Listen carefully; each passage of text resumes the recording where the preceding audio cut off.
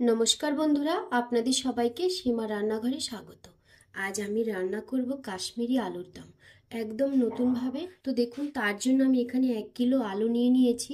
আলুটাকে কিন্তু খুব সুন্দর করে আমি খোসাগুলো ছাড়িয়ে নিয়েছি, যেহেতু নতুন আলু একটু ছিটে ফোটা রয়ে গেছে। তবু আমি খোসাগুলোকে ভালো করে ছাড়িয়ে পরিষ্কার করে ধুয়ে নিয়েছি। আর দেখুন, আলুগুলোর গায়ে কিন্তু আমি এইভাবে ছিদ্র ছিদ্র করে নিয়েছি, সমস্ত আলুর গায়ে। তো যেই আলুগুলো একটু বড় সাইজের সেগুলোকে একটু ছোট মাঝখান দিয়ে টুকরো করে নিয়েছি। আর যেগুলো একটু ছোট সাইজের সেগুলোকে গোটা অবস্থাতেই রেখেছি। তো প্রত্যেকটা আলুর গায়ে আমি ছিদ্র করে নিয়েছি, একটা আলু রেখেছি। সেটা আপনাদেরকে দেখাবো কিভাবে আমি ছিদ্রগুলো করেছি। তো এইরকম একটা কাঁটা চামচ নিয়েছি, কাঁটা চামচের সাহায্যে এইভাবে করে প্রত্যেকটা আলুকে আমি ছিদ্র করে নিয়েছি, যাতে করে আলুর টুকরোগুলো, যেহেতু বড়, আলুর গায়ের ভেতরে নুন হলুদ মশলাপাতি যা যাই আমি দেব সেইগুলো খুব সুন্দরভাবে ঢুকে যায়। তো তার জন্য তো দেখুন, আলুটাকে এইভাবে আমি ফুটো করে নিয়েছি। তো প্রত্যেকটা আলুকে আমি এইভাবেই ফুটো করেছি। তো আপনারা দেখতে থাকুন, পুরো ভিডিওটা স্কিপ করে যাবেন না আমি এই রেসিপিটা কিভাবে রান্না করছি। তো আমার এই রেসিপিটা যদি আপনাদের ভালো লাগে তাহলে একটা লাইক করবেন, শেয়ার করবেন। যারা আমার চ্যানেলটা নতুন দেখছেন তারা অবশ্যই একটা সাবস্ক্রাইব করবেন। পাশে বেল আইকনটি ক্লিক করবেন, যাতে করে প্রতিদিন যে আমি ভিডিওগুলো ছাড়ছি সেই ভিডিওগুলো সবার প্রথমে আপনাদের কাছে পৌঁছে যায়। আর যারা ফেসবুক পেজ থেকে দেখছেন তারা ফেসবুক পেজটি ফলো করে যাবেন। তো আলুটাকে আমি সাইডে রেখে দেবো এখন। আর এই কাশ্মীরি আলুর দমটা যেহেতু সম্পূর্ণ নিরামিষ রান্না করব আমি, পেঁয়াজ রসুন ছাড়া, তো তার জন্য একটা গ্রেভি দরকার। তো গ্রেভির জন্য আমি কি কি নিচ্ছি সেটা একটু আপনাদের দেখিয়ে দিই। তো এই যে দেখুন, এখানে আমি নিয়ে নিয়েছি 1 চামচ পোস্ত, 1 চামচ সাদা তিল, 1 চামচ চালমগজ, আর 7-8টা গোটা কাজু বাদাম, আর 7-8 পিস কিশমিশ। আর নিয়ে নিয়েছি এখানে দেখুন, এই যে 1.5 ইঞ্চি মতন আদা, 4টে কাঁচা লঙ্কা, মাঝারি সাইজের একটা টমেটো। আর এখানে নিয়ে নিয়েছি 50 গ্রামের থেকেও একটু কম টক দই। তো চলুন এখন আমি আলুটাকে কষাতে শুরু করে দিই। দেখুন, আমি আলুটাকে কষিয়ে নেব। তার জন্য উনুনে একটা কড়াই বসিয়ে দিয়েছি।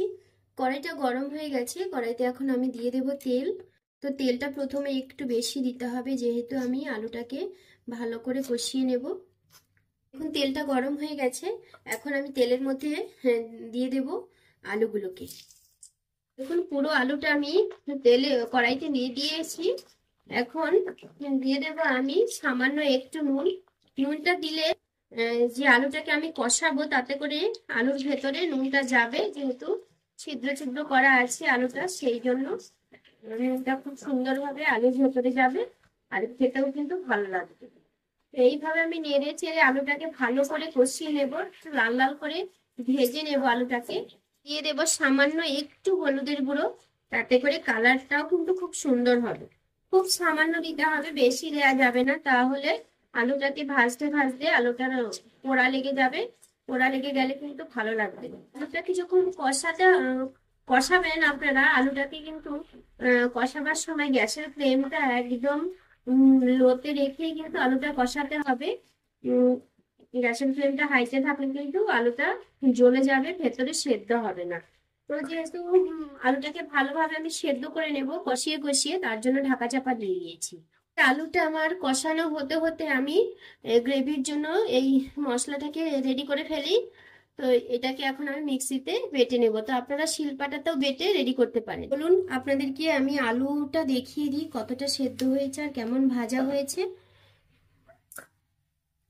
এই দেখুন, আলুটাকে আমি নেড়ে চেড়ে খুব সুন্দরভাবে ঢাকা চাপা দিয়ে দিয়েই আলুটাকে এইভাবে নেড়ে চেড়ে কষিয়ে নিয়েছি। তো দেখিয়ে দিই একটু আলুটা কেমন সেদ্ধ হয়েছে।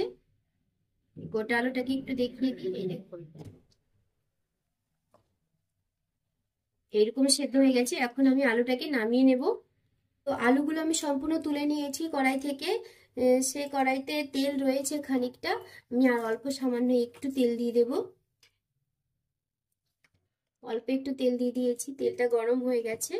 এখন আমি দিয়ে দেব গোটা একটা শুকনো লঙ্কা, একটা তেজপাতা, থেতো করা দুটো এলাচ, আর 2-3টে দারচিনির স্টিক।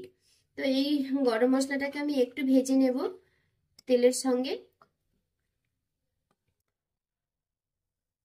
দেখুন গোটা মশলা থেকে খুব সুন্দর একটা গন্ধ ছেড়েছে।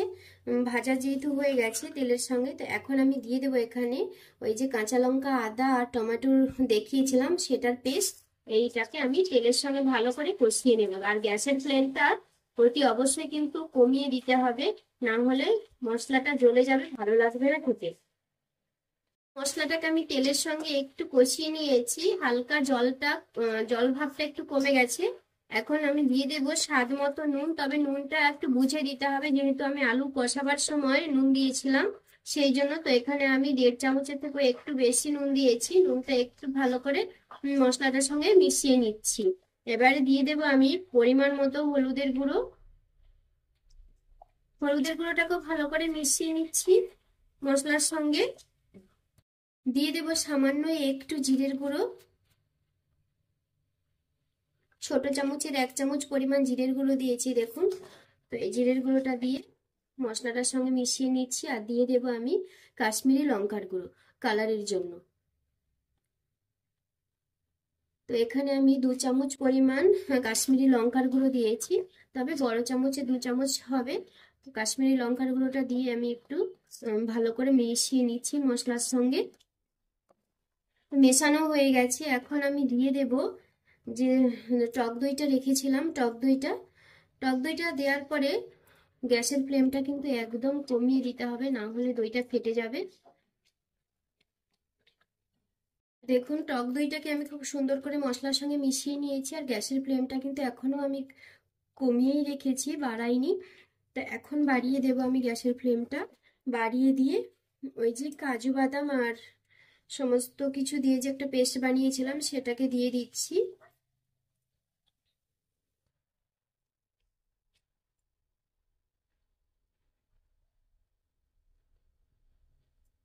দিয়ে ভালো করে আমি গ্রেভিটাকে কষিয়ে নিচ্ছি।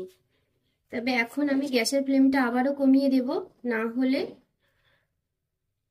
কড়াইয়ের নিচে লেগে যাবে। এই যে দেখুন লেগে যেতে শুরু করেছে, তাই আমি গ্যাসের ফ্লেমটা কমিয়ে দিলাম। দিয়ে এইভাবে ভালো করে মশলাটাকে কষিয়ে নিচ্ছি। তো দেখুন মশলাটাকে আমি খুব সুন্দর করে কষিয়ে নিয়েছি, আর মশলাটার গা থেকে কত সুন্দর তেল ছাড়তে শুরু করেছে। এখন আমি দিয়ে দেব জল। জলটা দিয়ে আমি একটু মশলাটাকে ফুটিয়ে নেব ভালো করে। দেখুন গ্রেভিটা কিন্তু খুব সুন্দরভাবে ফুটে উঠেছে। এই দেখুন। তো এখন আমি দিয়ে দেব ওই যে কষিয়ে রেখেছিলাম আলুগুলোকে। আলুগুলোকে দিয়ে গ্রেভির সঙ্গে একটু ভালো করে মিশিয়ে নিচ্ছি।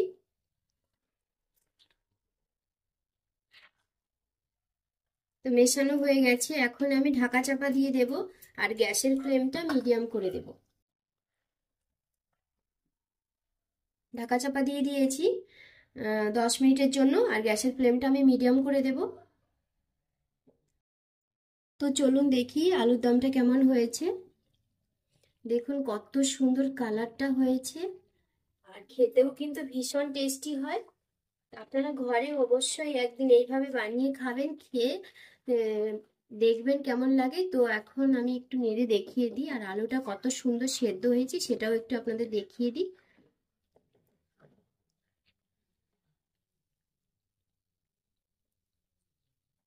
এই দেখুন কত সুন্দর সেদ্ধ হয়ে গেছে আলুটা, আর কালারটাও যত সুন্দর হয়েছে খেতেও কিন্তু তেমনি টেস্টি। তো এখন আমি নামিয়ে দেবো আলুর দমটা। তো আলু নামিয়ে দেওয়ার আগে আমি দিয়ে দেবো একটু কেশরি মেথি দিয়ে আমি নেড়ে চেড়ে ঢাকা চাপা দিয়ে দেবো। আর দিয়ে দেবো সামান্য একটু চিনি। তো চিনিটা আপনারা যদি চান তাহলে দেবেন, না হয় দেবেন না, কোনো অসুবিধা নেই।